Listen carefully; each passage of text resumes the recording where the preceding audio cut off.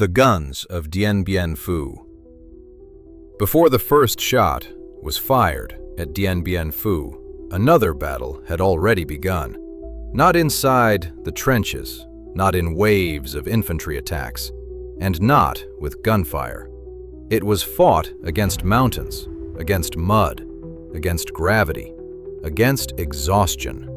There were only ropes stretched to their limits, iron wheels sinking into the earth, and ordinary people trying to move artillery weighing several tons through places where roads barely existed.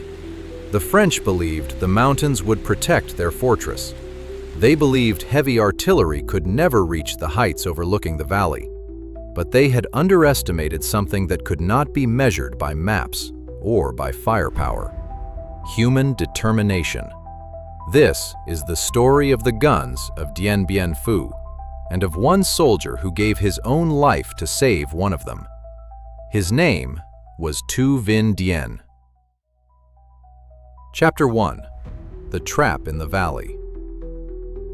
In late 1953, French forces occupied Dien Bien Phu, a remote valley hidden among the mountains of northwestern Vietnam. There, they built one of the strongest fortified complexes in Indochina: airfields, artillery batteries, concrete bunkers, barbed wire, strong points designed to support one another. The position was carefully chosen. French commanders believed that if the Viet Minh accepted battle, they would be forced to fight far from their main bases, at the end of long and vulnerable supply lines, without the ability to bring heavy artillery close enough to threaten the valley. Everything depended on one assumption: that the mountains would remain an impenetrable wall, that Vietnamese artillery could never cross them. It was a logical calculation, but history is not always decided by logic. Sometimes history changes because ordinary people choose to do what others believe is impossible. And at Dien Bien Phu, that impossible journey had already begun. Chapter 2. Moving the guns. To defeat a fortress like Dien Bien Phu, infantry alone would never be enough. The attack needed artillery. 105mm howitzers to destroy bunkers and silence French artillery. 37mm anti-aircraft guns to defend the advancing troops and threaten the aircraft that kept the French garrison alive. But owning artillery was one thing. Getting it into the mountains was something else entirely. The guns had to travel hundreds of kilometers across rivers, through forests, over mountain passes, until they reached the final approaches, places where trucks could go no farther. From that point, machines could do no more. Human strength had to replace horsepower.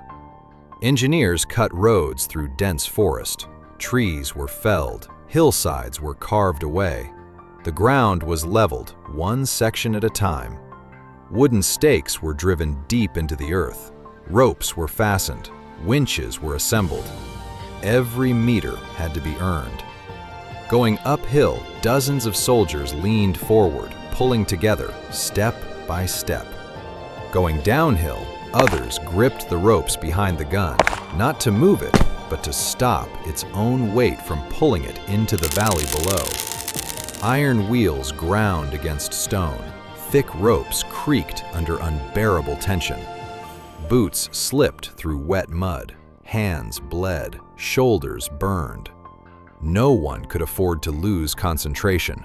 One mistake, one broken rope, one missed step could send an entire gun crashing down the mountainside. And everything had to be done in silence. No bright lights, no unnecessary noise, no sign that could reveal the route to French aircraft circling overhead. So, night after night, the mountains echoed, not with explosions, but with footsteps, with whispered commands, with ropes slowly tightening. And against every expectation, the impossible began to happen. The guns were climbing the mountains, and with every meter, the battle moved closer to Dien Bien Phu.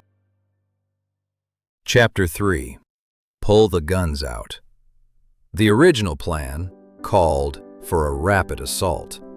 The fortress would be attacked before the French could fully strengthen their defenses. For weeks, the artillery had been dragged through forests, across mountains, into carefully prepared firing positions. The crews waited for the order to open fire. But as the day of the attack drew closer, a different reality became impossible to ignore. The French defenses were stronger than expected. Many artillery positions were still too exposed. Communication between units was not yet reliable, and an army preparing for its largest operation could not afford to gamble on hope. To continue might mean losing everything. Then came a decision that changed the entire campaign. On January 26, 1954, General Vo Nguyen Giap ordered the attack to be postponed. The strategy would no longer rely on a rapid assault. Instead, the army would prepare for a long, methodical campaign, one position at a time, one objective at a time. The order spread quietly through the mountains, and then came another command, one that many soldiers could hardly believe. Pull the guns out. The same guns that had taken weeks to move into the mountains, the same guns that had cost countless hours of labor, sweat, exhaustion, and sacrifice. Now they had to make the entire journey again, in reverse. For many, it felt like defeat, but it was not. Because real courage is not always about moving forward. Sometimes real courage means accepting that the first plan was wrong, turning back, starting again, so that when the moment finally comes, you are ready to win. History would later remember the victory at Dien Bien Phu, but that victory began with one decision: not to attack, but to wait. Chapter 4. Ban Choi, Slope Among the Soldiers. Ordered to pull the guns out was a young man from Thanh Hoa province. His name was Vinh Dien. Born in 1924, he first served in a local militia before joining the People's Army. In 1953, he was assigned to a 37mm anti-aircraft artillery unit. He was not a famous commander. He did not plan campaigns. He did not decide strategy. Like thousands of others, he had one responsibility: protect the gun and bring it safely through the mountains. On the night of February 1st, 1954, his unit was lowering one of those guns down Ban Choi slope. The trail was barely wide enough. A steep mountainside rose on one side. A deep ravine waited on the other. Light rain had turned the ground into mud. Every step required absolute control. The gun, weighing more than 2 tons, was held by ropes and a winch. Slowly, meter by meter, it descended. Then, without warning, a sharp crack echoed through the darkness. One of the restraining ropes snapped. Instantly, everything changed. The gun lurched forward. Its enormous weight pulled it down the slope. One artilleryman was thrown aside by the gun carriage. The men holding the ropes could no longer stop it. Vinh Dien remained at the trail arms, still trying to force the gun toward the mountainside, away from the ravine. But the weight was too great. The gun kept moving. In that moment, he had only seconds. He could let go and survive, or stay and try to save the gun. According to the account preserved by his comrades, he shouted, "Better to sacrifice myself than lose the gun." Then he moved directly in front of the wheel, using his own body to force the gun against the mountainside. The gun stopped. He did not. As his comrades lifted him from the trail, one question remained on his mind. Is the gun safe? Not, am I alive? Not, will I survive? Only, is the gun safe? Because to him, the gun was never just a weapon. It carried the hopes of everyone who had struggled to bring it through the mountains. And now, it would continue the journey without him. Chapter 5: The First Shot. The story did not end on Ban Choi Slope. The guns continued their journey. They were moved into new positions carefully chosen, better protected, better concealed, built not for a single assault, but for a long campaign. Gun emplacements were carved into the mountains. The artillery was hidden beneath forests, camouflage, and earth.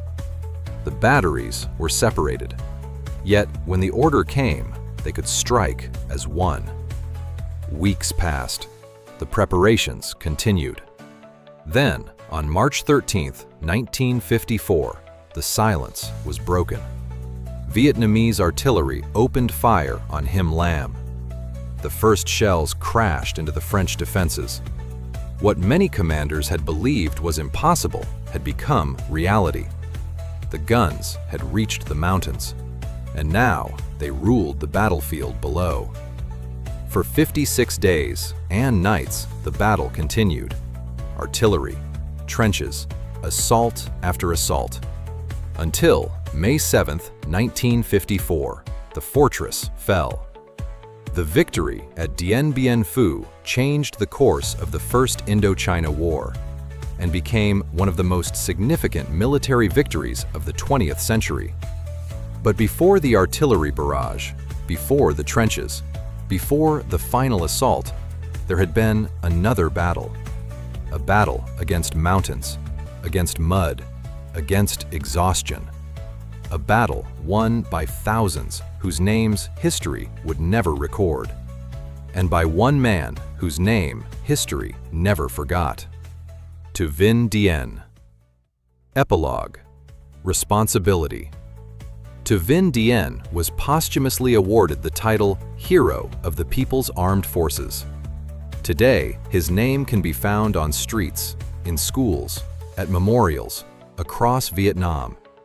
But his legacy is greater than any title. It lives in one question. A question history still remembers. Is the gun safe? Not every victory begins with a gunshot.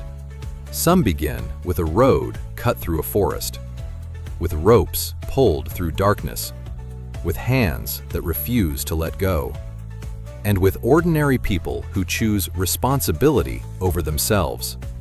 Before the first shot came, the hardest journey. And perhaps that is what Dien Bien Phu still reminds us today. History is not made only by those who give orders. It is also made by those who quietly carry them out. This is Vietnam in 60 seconds, where Vietnam's history is remembered through true stories. Thank you for watching. We'll see you in the next story.